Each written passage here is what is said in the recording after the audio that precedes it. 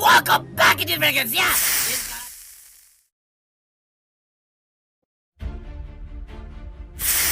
Kita semua pasti menyadari bahwa resesi ekonomi itu hal yang biasa atau normal dalam bernegara. Bahkan selama 75 tahun beragam resesi yang Indonesia sudah lewati. Namun jujur, efek COVID kali ini beda. Jangan underestimate. Dalam informasi Oktober 2019 setahun yang lalu, kita sudah menganalisa bahwa tahun 2020 dan tahun 2021 Indonesia akan mengalami pelambatan ekonomi. Turun ekonominya. Analisa kita ini kita infokan padahal dunia belum ada COVID. Namun kita sudah mengatakan ekonomi Indonesia tahun 2020 dan tahun 2021 akan mengalami tren melemah. Melemah karena orientasi kelola ekonomi negaranya memang tidak pro UKM. Sementara UKM di Indonesia tulang punggung 97% angkatan kerja. Di sini kita harus menyadari bahwa setiap negara itu beda-beda sifat alami ekonominya. Sayangnya kebijakan sejauh ini dari pejabat negara masih belum ke arah UKM. Itu yang menjadi alasan mengapa kita belum mengatakan ekonomi akan kuat Indonesia saat ini. Indonesia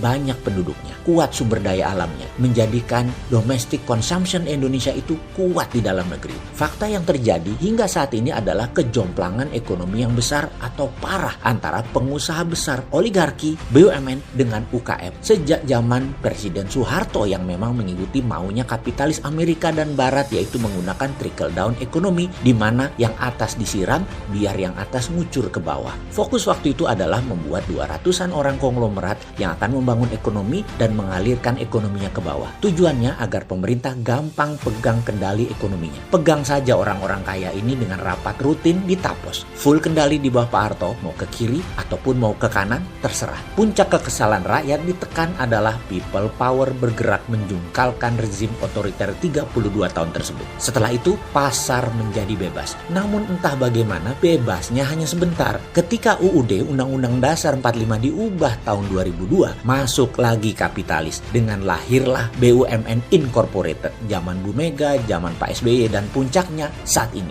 BUMN jadi agent of changes. BUMN jadi centralized penggerak ekonomi. BUMN mazhab ekonominya sosialis elitis. Apa itu salah? Tidak juga. Tapi ini meninggalkan UKM. Dan meninggalkan UKM itulah yang salah. Lalu apa yang terjadi? Konglomerasi yang sudah 45 tahunan berdiri sejak zaman Pak Harto merangsek masuk lagi, pegang kendali lagi. Mulai mepet ke siapapun pejabat negara. Mereka, oligarki ini, pegang pasar kanan kapitalis elitis. Di sisi seberang atas, sosialis elitis dipegang BUMN sejak 20 tahun ini. BUMN pegang pasar kiri. Sempurna sudah. Sekarang diberi kekuatan tambahan lagi dengan 2 undang-undang yang maha dahsyat pengaruhnya untuk para BUMN elitis dan kapitalis elitis. Para oligarki dengan undang-undang Minerba. Kemarin yang kewenangan pusat menjadi sangat kuat, juga Omnibus Law yang menguatkan kekuatan elitis. Wah, ini kekuatan impian banget bagi siapapun penguasa, pejabat, dan oligarki. Karena itu di hati kecil banyak yang bertanya, bener nih buat rakyat? Bener nih buat meningkatkan kesejahteraan rakyat? Karena itu saya dari kemarin ragu, sangat ragu bahwa semua ini bisa meningkatkan kesejahteraan rakyat. Mau bukti? Bagaimana kalau kita cek kuartal 3 pasti resesi tahun ini, pasti minus. Lalu kuartal 4 akhir tahun kita tebak-tebakan aja. Apa yang terjadi kalau minus juga? Atau kita tambahin sampai Q1 atau kuartal 1 tahun 2021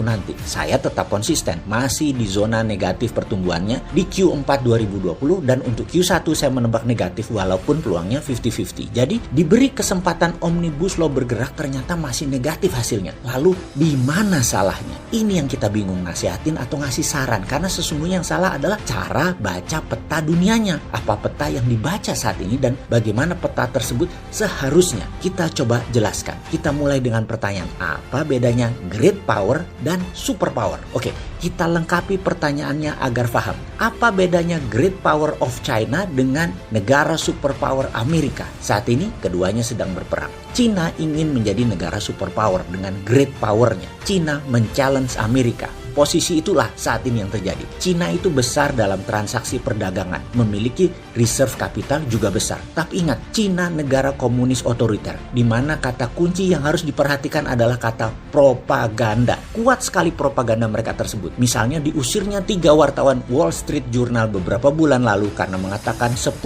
kali lebih besar fakta korban virus corona di Tiongkok adalah bentuk otoritarian propaganda mereka. Sekali lagi, Cina ini great power, beda sama superpower. Superpower itu terintegrasi, bukan hanya dagangnya yang besar, tapi hegemoninya, pengaruhnya juga besar. Militernya dengan 800 pangkalan di seluruh dunia. Bayangkan, negara di dunia ini nggak sampai 200. Pangkalan militer Amerika di luar Amerika ada 800 di seluruh dunia. Lalu, Amerika menguasai sistem moneter keuangan dunia dengan dolar yang menguasai 60% transaksi perdagangan dunia, 30% euro, lalu yen. Yuan Cina hanya 1,7% saja. Ingat ya, yuan hanya 1,7% dan posisinya surplus lagi terhadap Indonesia. Surplus itu kalau kita mengadakan transaksi bilateral, yang surplus yang untung. Jadi dalam yuan dan rupiah nanti siapa yang untung, yang teramat sangat? Wes, jawaban dewe ya. Sistem ekonomi yang dinamakan global supply chains itu dikuasai globalis cabal. Misalnya dunia otomotif di Indonesia.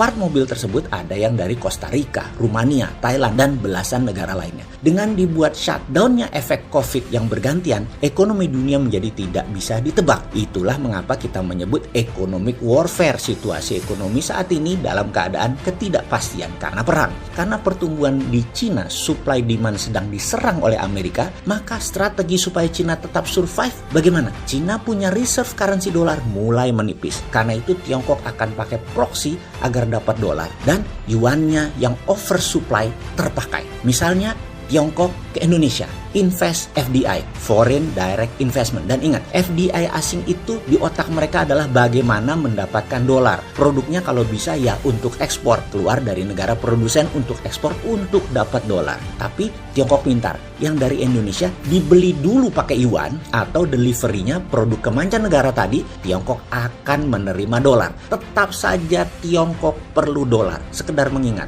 kerja sama jual belinya pakai yuan, tapi produknya yang nanti dibeli Cina pakai yuan adalah barang yang Tiongkok akan jual lagi untuk menghasilkan dolar. Apakah Amerika diam saja? Ya enggak lah. Yang Amerika lakukan agar investasi direct Tiongkok tadi tidak menghasilkan dolar bagaimana? Negara yang menjadi konco dalam tanda petik temannya Tiongkok yang terima yuan dicoret statusnya dari negara berkembang menjadi negara maju. Jadi mulai ngerti mengapa Indonesia dikeluarkan dari negara berkembang jadi negara maju.